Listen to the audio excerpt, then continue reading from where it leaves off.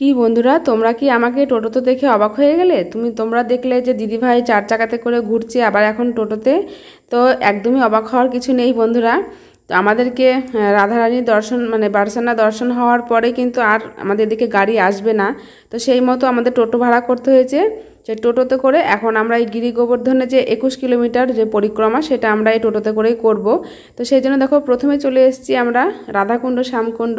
তো আরও জায়গা তোমাদেরকে দর্শন করাবো। এই 21 কিলোমিটার পরিক্রমার মধ্যে আরও অনেকগুলোই মন্দির রয়েছে। তো সম্পূর্ণটা দেখতে হলে অবশ্যই ভিডিওটা দেখতে থাকো।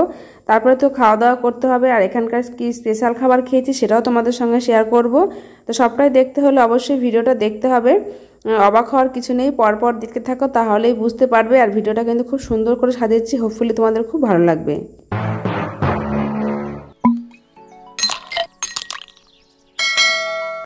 তো বন্ধুরা সবাই বলো রাধে রাধে। তো এই এসছি এখন বৃন্দাবনে। তো বৃন্দাবনে সব জায়গাতে কিন্তু আকাশে বাতাসে ছোট বাচ্চারা প্রত্যেকেরই মুখে একটাই নাম, রাধে রাধে।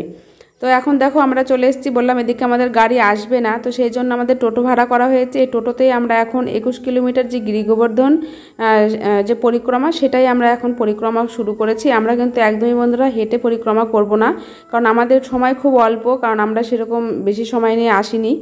তো সেই জন্য আমরা আজকেই পুরো বৃন্দাবনটা কভার করব। তো সেই জন্য দেখো প্রথমে চলে এসেছি রাধাকুণ্ড, শ্যামকুণ্ডতে। তো রাধাকুণ্ডতে নেমে একটু মনের বাঞ্ছনা পূর্ণ করে নিলাম, মনের যে আকাঙ্ক্ষা সেটা বলে নিলাম।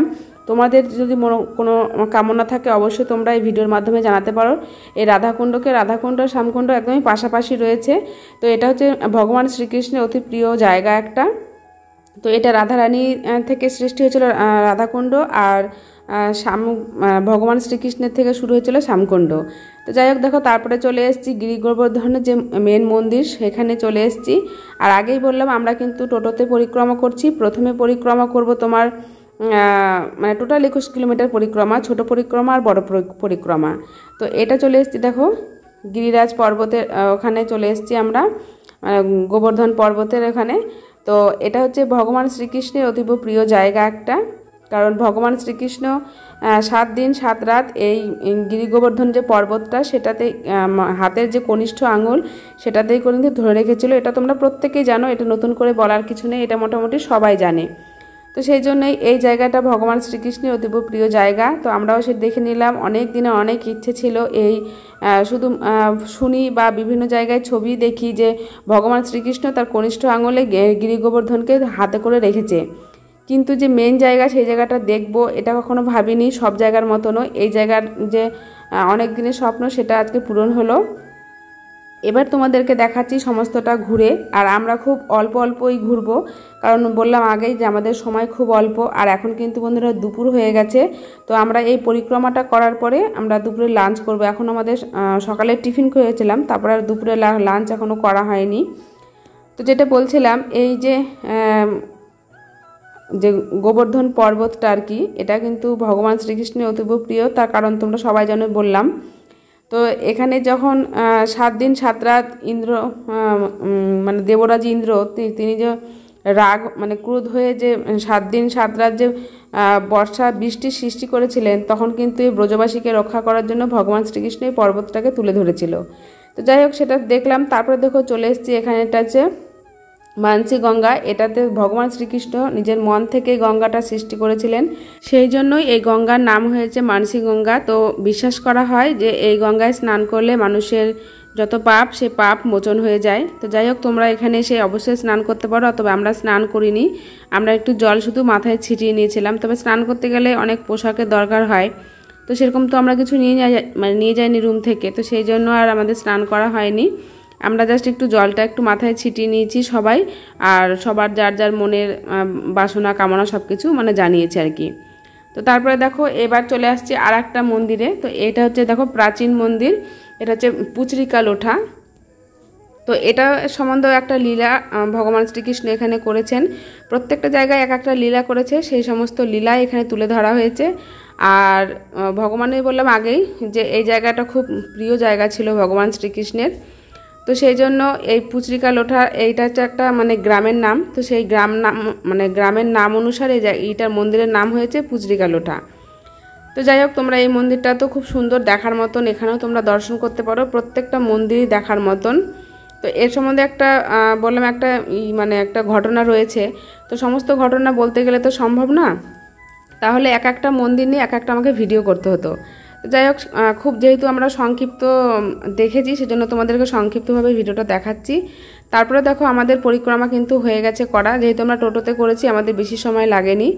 এবার দেখো আমরা এবার দুপুরে লাঞ্চ করে নিচ্ছি, আর এটা কিন্তু লাঞ্চ আজকে যে দুপুরে খাওয়াটা একদম অসাধারণ, আর এখানে তো একদমই নিরামিষ। তো বন্ধুরা ঘুরে চলে এলাম, আজকে গেছিলাম বারসানা রাধারানীর যেখানে বাড়ি জন্মস্থান সেখানে।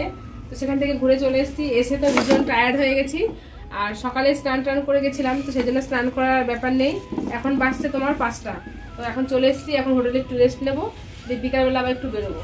তো দেখি বিকালবেলা বেরোবো, রাত্রে খাওয়া দাওয়া সবই আছে, তো সঙ্গে থাকো। আর আজকে খুব ভালো ঘুরেছি, খুব আনন্দ করেছি, আর এখন একটু টায়ার্ড, এখন একটু বিশ্রাম নিয়ে নিই, পরে দেখা হচ্ছে। তো বন্ধুরা দেখো রেডি হয়ে গেছি, একটু বাইরে বেরোবো এখন সন্ধ্যাবেলায়, একটু কিছু কেনাকাটা করা হয়নি, তো যাবো দেখি কি কেনা যায়, দেখা যাক। তো চলো, আর আমি দেখো রেডি হয়ে গেছি, আজকে এই ড্রেসটা পরেছি, কেমন লাগছে জানিও। তো চলো তোমাদেরকেও নিয়ে যাবো বাজার করতে, চলো।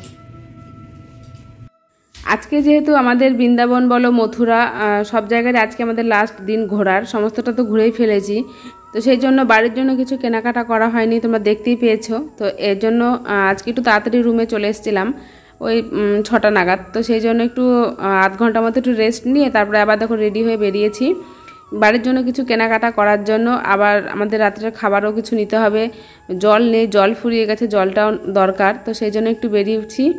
আর ছেলে কিন্তু এখানে খেয়ে নিল, আর তোমার দাদা ভাইয়ের আমি খাবো না, আমরা দেখাচ্ছি একটা অন্য একটা জিনিস খাবো এখানকার, যেটা মানে একটা নতুনত্ব খাবার দেখলাম যেটা আমাদের ওখানে পাওয়া যায় না। এটা তোমার সেই আলু টিক্কা বলছে, আলু মানে মেখে ময়দার মতন মোটা মোটা করে ভেজে সেটাকে আবার যখন দিচ্ছে ভেঙে চুড়ে তারপরে তোমার ওর মধ্যে বিভিন্ন টক ঠক এটা ওটা দিয়ে বানাচ্ছে। তবে খেতে কিন্তু একটা আলাদা টেস্ট, আলাদা, বেশ ভালো লাগলো খেতে।